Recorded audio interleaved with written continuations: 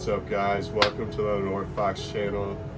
Today I'm going to be telling you a few tips that I wish I knew in my first few months of screen printing. Let's get into it.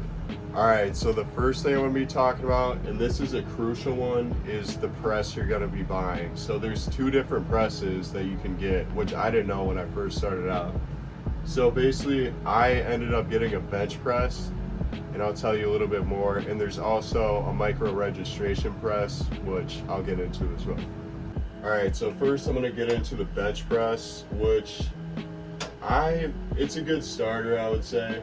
But the only thing that I've realized after like my few months is it's kind of hard to like register things because you have like minimal adjustments besides like leveling where you put the screen in. I think it's called the head.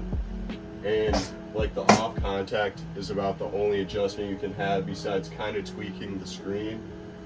And that's kind of a con, but I would say it's a really good starter if you're just getting into.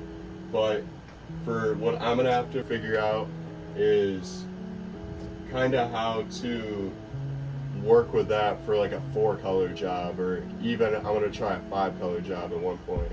Alright, and one more thing that's nice about the bench press though is they're usually a lot cheaper than like micro registration presses, because although they do have minimal adjustments, it's a good starter, I guess, so it can help you just like get used to what the culture is about.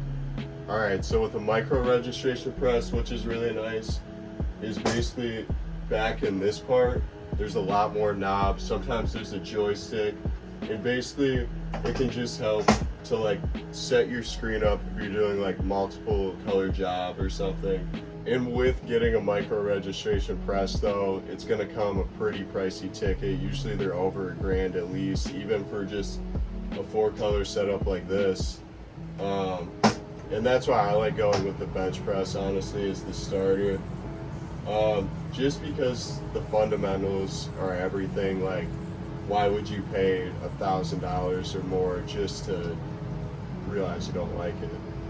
Alright, and that brings me right into my second tip, is you want to get a quality press though. Like, even if you have to get a bench press, you want to get a quality bench press.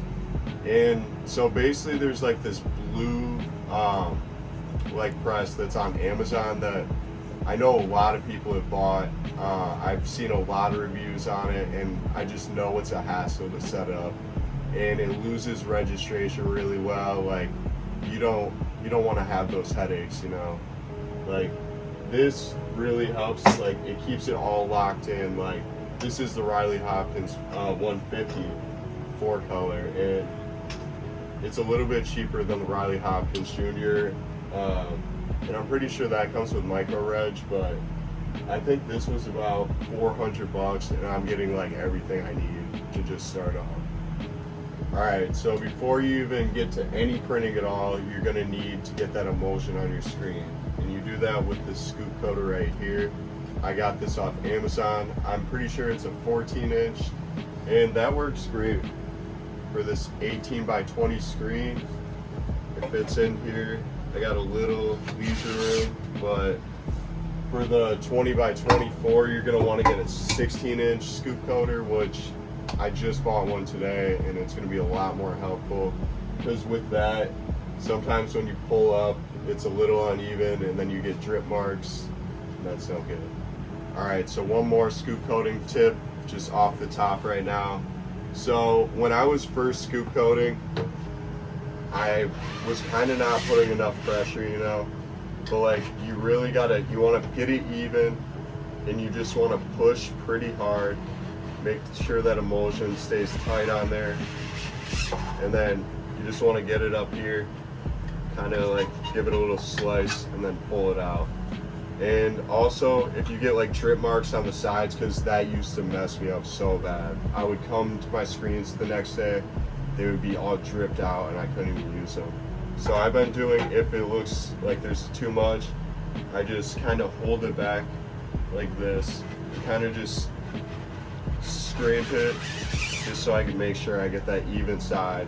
And another crucial thing is you want to start on the outside first, so you can push it through, and then